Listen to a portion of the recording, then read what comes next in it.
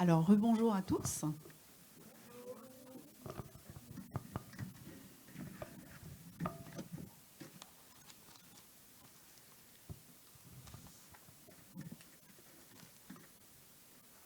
Donc aujourd'hui, on va parler d'un thème qui revient assez souvent dans la Bible, dans la parole de Dieu. C'est le thème de l'eau. Et le thème qui lui est directement associé, c'est la soif. Le fait d'avoir soif de Dieu. Et on voit que dans la Bible, il y a plusieurs passages qui en parlent.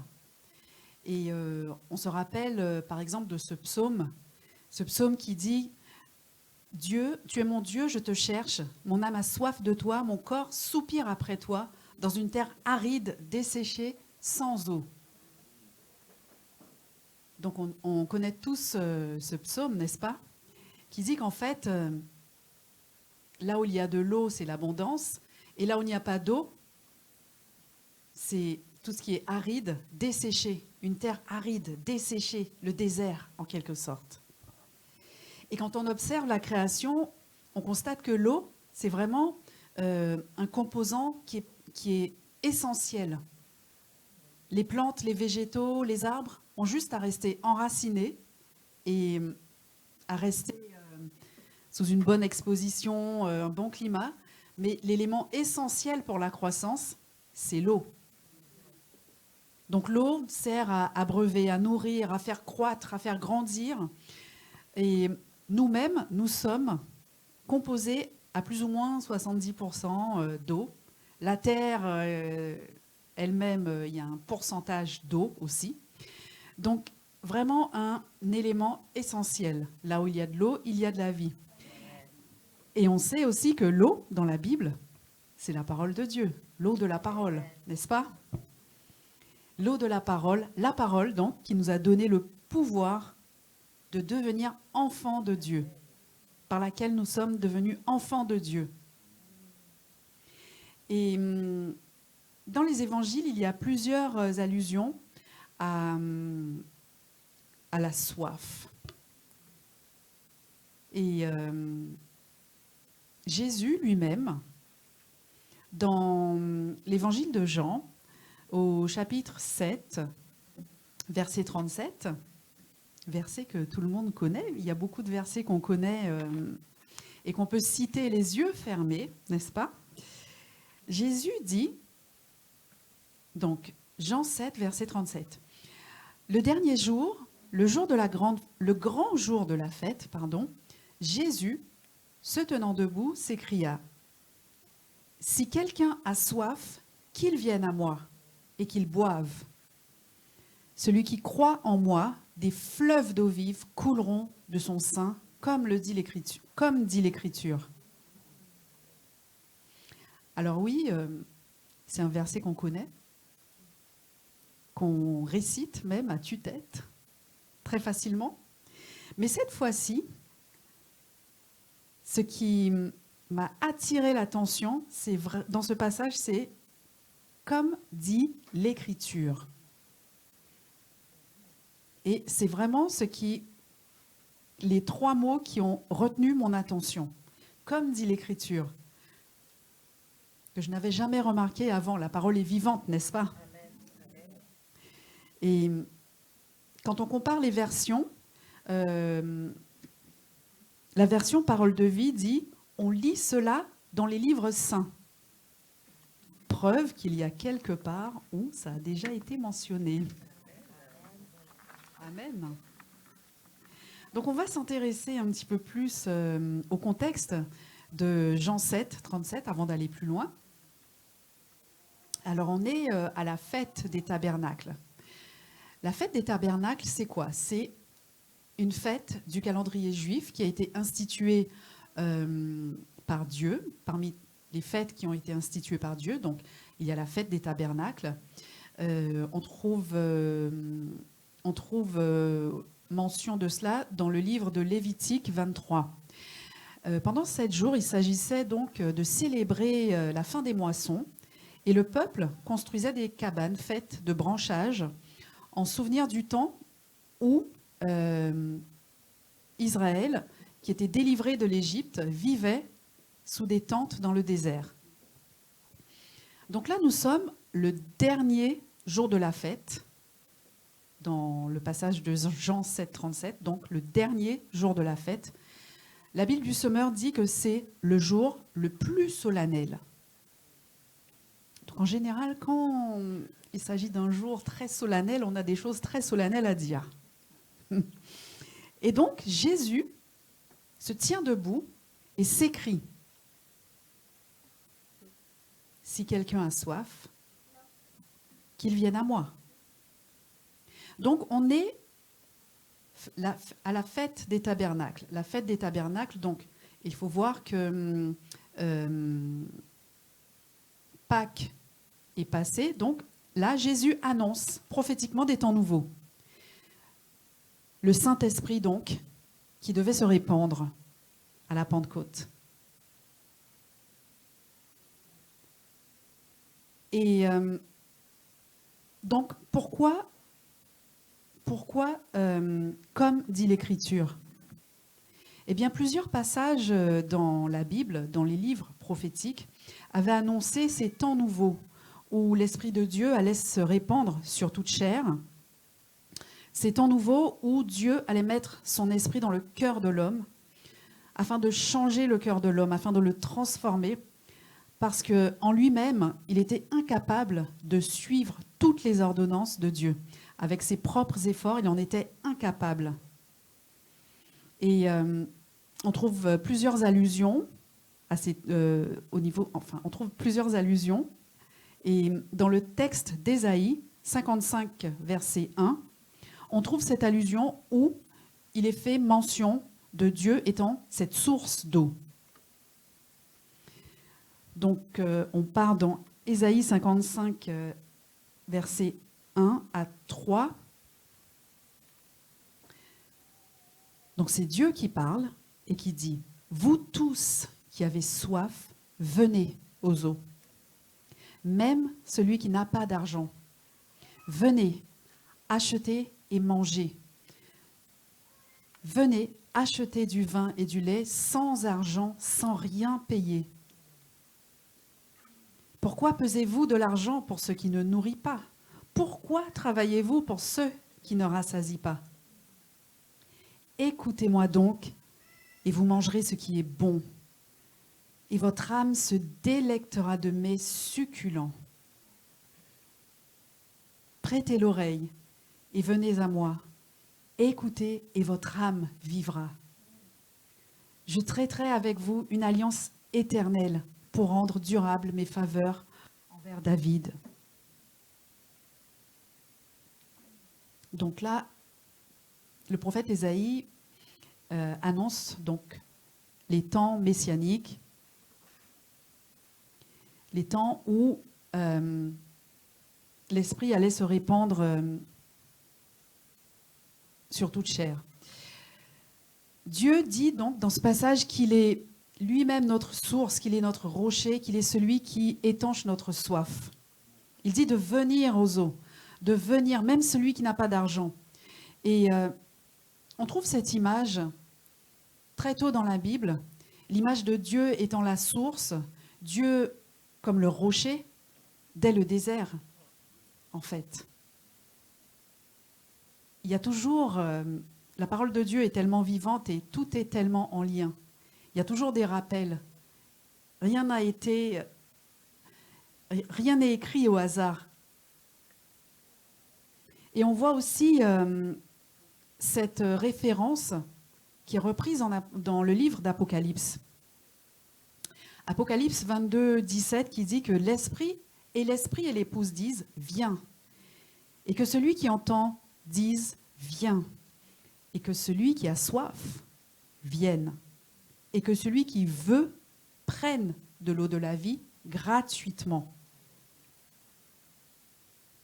Amen.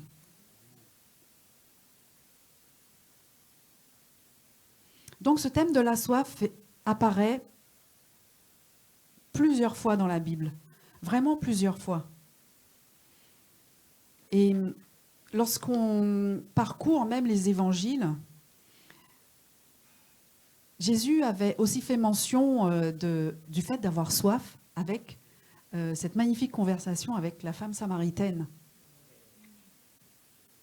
Donc au puits, Jésus qui répond à la femme samaritaine, « Quiconque qui boit de cette eau aura encore soif. » Sous-entendu, donc, quiconque cherche dans d'autres sources le monde, tout ce que le monde a à donner, tout ce que d'autres sources qui ne sont pas Dieu, quiconque boit de cette eau aura encore soif. Et ça fait directement écho au livre d'Ésaïe, lorsque le Seigneur dit « Pourquoi pesez-vous de l'argent pour ceux qui ne nourrissent pas et pourquoi travaillez-vous pour ceux qui ne rassasient pas ?» Mais Jésus dit que celui qui boira de l'eau que je lui donnerai n'aura jamais soif. Et bien plus encore, il dit que l'eau que je lui donnerai deviendra en lui une source d'eau qui jaillira jusque dans la vie éternelle. Donc ces deux passages, Jean 7, 37 et Jean 4, sont directement en lien. Directement, il y a vraiment un parallèle qui est fait, parce que lorsqu'on décortique bien les deux passages, on voit qu'il y a deux étapes. La première étape, c'est l'étape où on vient, on reçoit cette eau qui vient du ciel. On reçoit Jésus. Il vient dans notre vie et il étanche notre soif. Donc Jean 4, 14, celui qui boira de l'eau n'aura jamais soif. Et on n'a jamais soif avec Jésus. Et Jean 7, 37 dit que si quelqu'un a soif, qu'il vienne à moi et qu'il boive.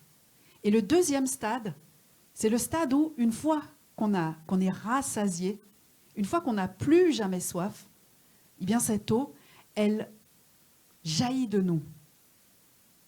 L'eau que je lui donnerai deviendra en lui une source qui jaillira jusque dans la vie éternelle. Et Jean 7, 37, celui qui croit en moi, des fleuves d'eau vive couleront de son sein. Donc, non seulement on trouve de quoi s'abreuver quand on rencontre Jésus, de quoi étancher sa soif, mais on devient nous-mêmes une source de laquelle jaillissent des fleuves d'eau vive. Une source de bénédiction, une source qui fait du bien aux autres, à cause des eaux vives de Jésus qui jaillissent de nous, l'eau qui donne la vie. Et là encore,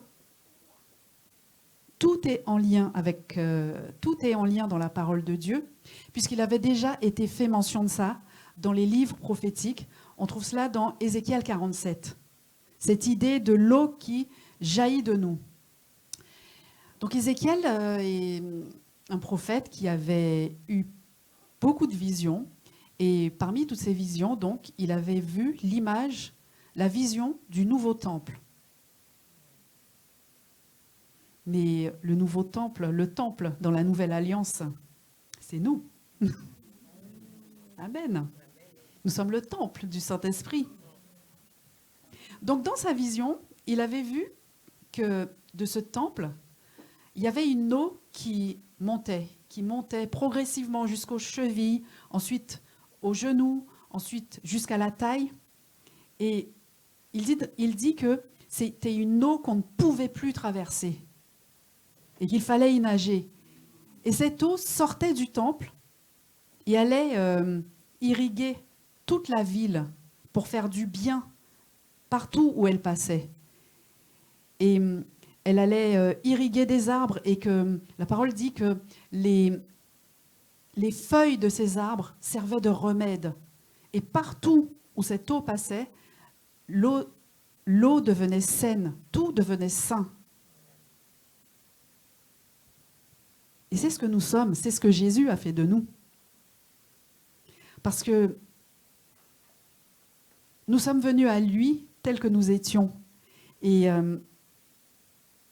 dans notre marche avec lui, il nous a fait passer par plusieurs stades. Le stade où il y aurait tellement de choses à dire sur ce passage, mais symboliquement, le stade où l'eau arrive aux chevilles représente les pieds. Donc, le stade où le Saint-Esprit affermit notre marche avec le Seigneur, nous affermit dans notre marche. Le stade des genoux, par exemple, symbole aussi, est le symbole aussi de la stabilité, de la solidité. Dans la Bible, les genoux, c'est la solidité et la stabilité. Les reins, le Seigneur, c'est celui qui sonde les reins, qui lit dans les cœurs, qui scanne en quelque sorte les cœurs. Et l'eau qu'on ne peut franchir, c'est le stade où on s'abandonne totalement, totalement à lui, totalement.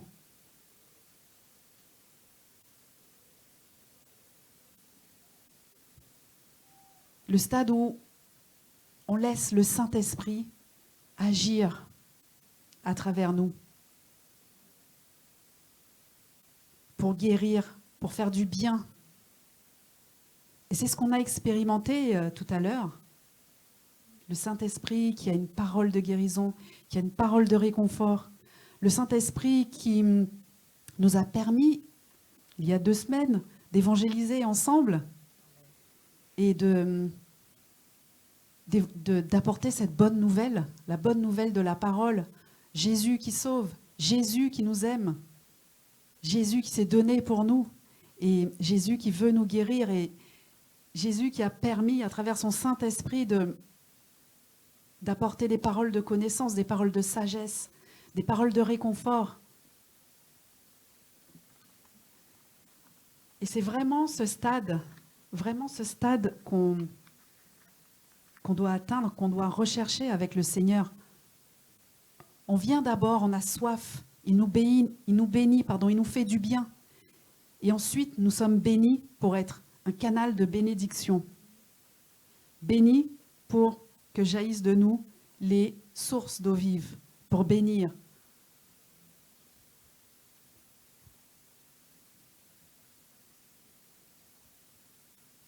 Et lorsqu'on reçoit Jésus, vraiment,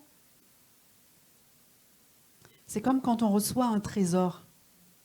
Et la parole le dit d'ailleurs, c'est comme si on recevait une perle de grand prix.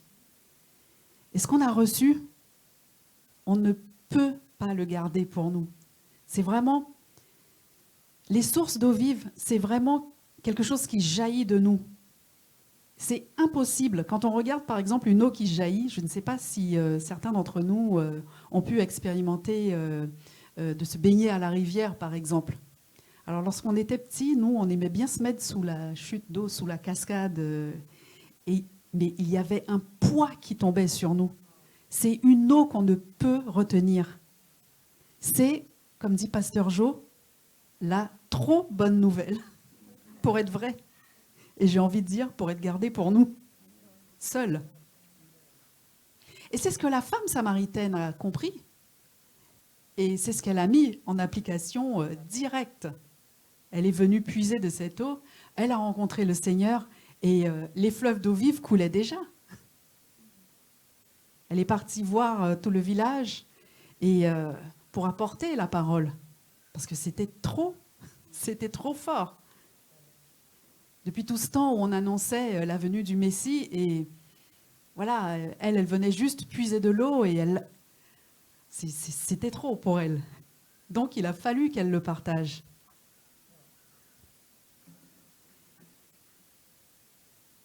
Et partant de cela, donc, pendant que je recevais tout cela, donc je demandais au Seigneur, mais Seigneur, concrètement, dans notre vie, on doit être rempli tout le temps du Saint-Esprit, continuellement. Et il est bon d'avoir toujours soif de Dieu. Mais en quoi est-ce que c'est vraiment bénéfique dans notre vie de tous les jours, dans notre marche avec toi, Seigneur? Et ce que j'ai reçu, c'est que vraiment la soif nous permet de rentrer dans une communion plus profonde avec notre Seigneur. Parce que plus on découvre de lui, plus on veut le découvrir.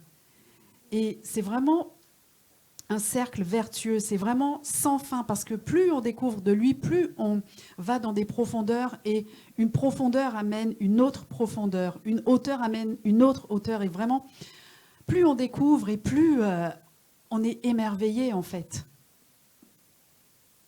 Et plus on a envie de passer du temps avec lui.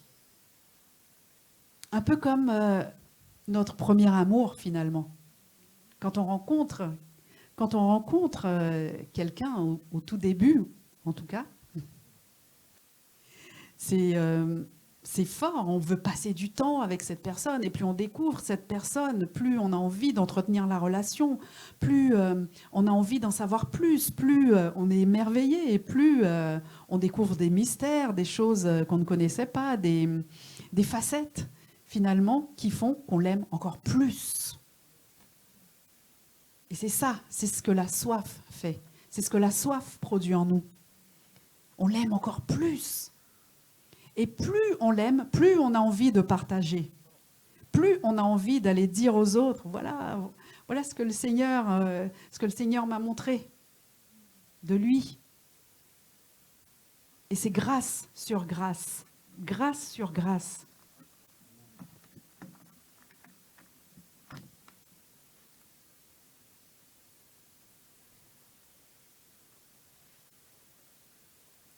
Donc vraiment, ce que je voudrais dire, c'est que on a un cadeau qui est inestimable, le Saint-Esprit, l'Esprit de la promesse. Vraiment qu'on soit encouragé à être comme les enfants, des enfants qui s'émerveillent devant tout, parce que Jésus aime ceux qui leur ressemblent, leur manière d'être. Il aime leur manière de s'approcher à lui d'un cœur sincère, d'un cœur pur, d'un cœur qui veut juste le connaître, juste être avec lui, juste se laisser réconforter par lui.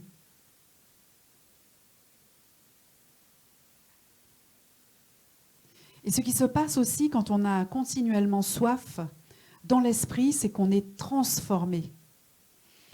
La Bible nous dit dans 2 Corinthiens 3, 18 que nous tous, le visage dévoilé, nous contemplons en Christ, comme dans un miroir, la gloire du Seigneur.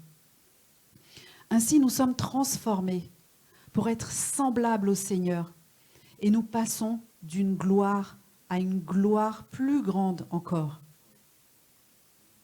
Voilà en effet ce que réalise le Seigneur, qui est l'Esprit. Et je l'ai entendu plusieurs fois tout à l'heure, c'est l'effet de la coupe qui déborde. Notre coupe déborde. On a du mal à se contenir, on a du mal. On veut, tellement on veut faire du bien autour de nous. On est transformé. Et on veut que les autres soient comme nous. On veut aussi qu'ils goûtent à la même chose.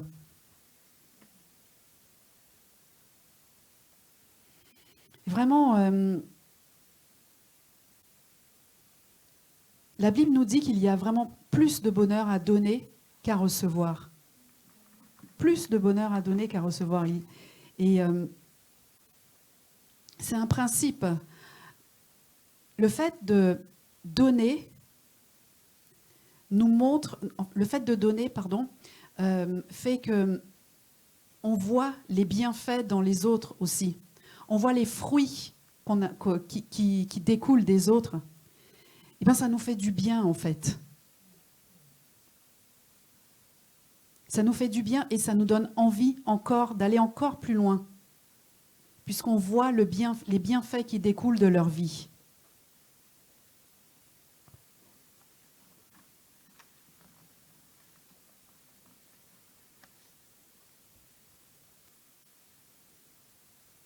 Alors j'aimerais vraiment encourager chacun, chacune à aller à rechercher cette dimension nouvelle, une dimension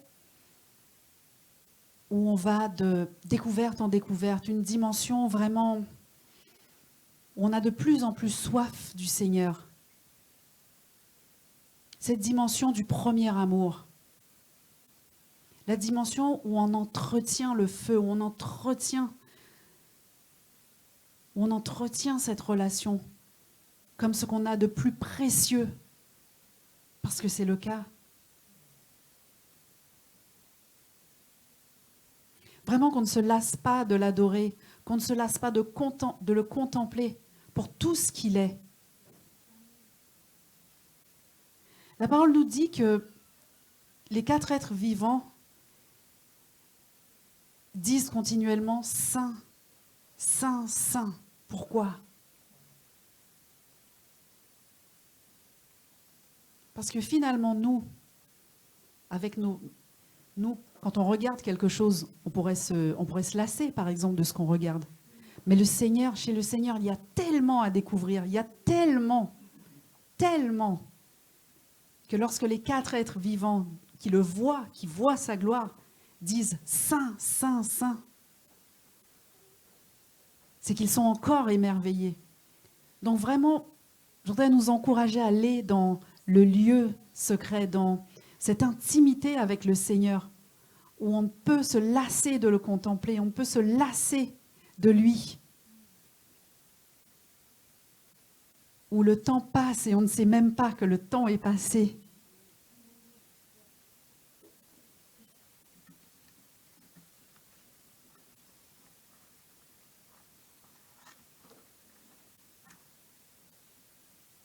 Et lorsque Jésus parle dans les évangiles, l'Esprit n'a pas encore été répandu.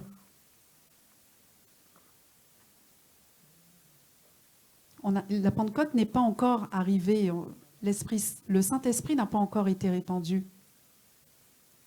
Et la Bible nous dit que les prophètes qui ont fait des recherches et des études sérieuses au sujet de ce salut et qui ont prophétisé à propos du don que Dieu avait à propos du don que Dieu avait préparé pour nous. C'est-à-dire que des siècles auparavant, ce salut avait été annoncé. Les prophètes ont fait des études sérieuses pour savoir mais à quel moment ça devait arriver. Ils s'efforçaient de découvrir à quelle époque et à quelles circonstances se rapportaient les indications données par l'Esprit du Christ. Et Dieu a révélé aux prophètes que ce n'était pas pour eux-mêmes, mais pour nous. La promesse était pour nous, pour les temps de grâce dans lesquels nous vivons.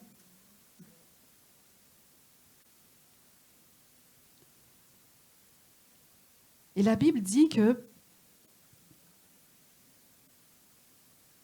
car ces choses vous ont été annoncées maintenant par les prédicateurs de la bonne nouvelle. Ils en ont parlé avec la puissance de l'Esprit Saint envoyé des cieux. Et les anges eux-mêmes désirent plonger leur regard. C'est-à-dire que les anges désirent plonger leur regard dans ce que Dieu fait de nous, dans ce que Dieu fait avec nous, dans ce que Dieu fait à travers nous, dans la façon dont Dieu opère avec nous. Les anges qui voient la gloire de Dieu. Et cet esprit, l'esprit de Dieu, l'esprit de la promesse, nous l'avons. Et j'aimerais dire que Jésus dit, si quelqu'un a soif, quelqu'un, c'est tout le monde. Que cette dimension est pour tout le monde. La dimension où on se laisse porter par le Saint-Esprit. La dimension où on croit et les miracles sortent de nous. On croit et on parle d'autres langues. La dimension de Marc 16, 17, elle est pour chacun de nous, parce que Dieu ne fait exception de personne. Ceux qui croient, pour tous ceux qui croient. La dimension où tu imposes les mains aux malades et les malades sont guéris. Cette dimension où tu chasses des démons par la puissance du Saint-Esprit. Elle est pour tout le monde, elle est pour chacun. Pour chacun. Amen. Et la semaine dernière, on a parlé du fait que Dieu ne faisait exception de personne. Donc cette dimension, si tu as soif, elle est pour toi. Et qu'on est vraiment bénis d'être dans ces temps de grâce et de pouvoir expérimenter ces choses. Puisqu'on est bénis de toutes sortes de bénédictions spirituelles dans les lieux célestes.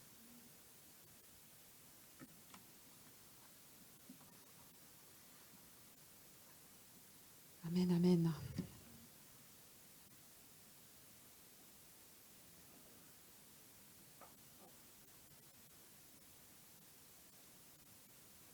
Donc, je voudrais vraiment que, et c'est mon soupir,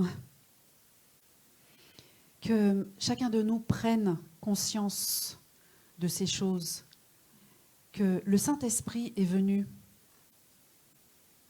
pour nous consoler, pour nous amener dans toute la vérité. Le Saint-Esprit fait tant de choses en nous. Le Saint-Esprit nous amène dans toute la vérité. Le Saint-Esprit nous fait prendre conscience de qui Jésus est, nous amène dans l'adoration. Mais grâce à lui, des miracles, des prodiges sortent de nous. Et que cette dimension est pour chacun de nous. Pour chacun de nous. Que vraiment chacun prenne conscience de cela et que chacun aspire à une soif, à avoir soif de Dieu, à avoir continuellement soif du Seigneur.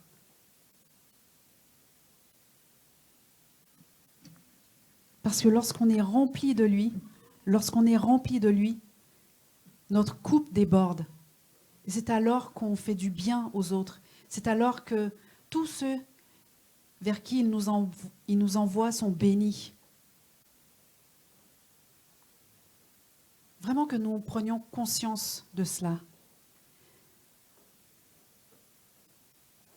Et que nous nous attachions à rechercher ce premier amour, ce côté premier amour, ce côté tout feu, tout flamme avec le Seigneur. Vraiment que nous soyons dans cette relation de proximité, d'intimité, parce qu'il nous appelle l'épouse. Nous sommes son épouse. Il est l'époux.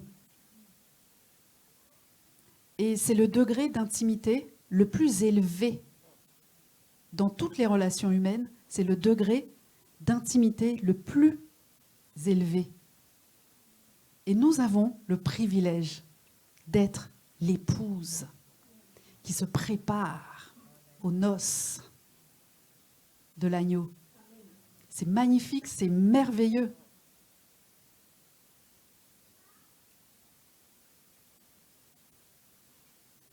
Donc vraiment, soyons encore je le répète, dans le premier amour, la soif continuelle. Passer du temps avec lui, l'entendre nous parler. Et comme lui, tout comme lui, aller de lieu en lieu pour faire le bien qu'il nous appelle à faire. Amen.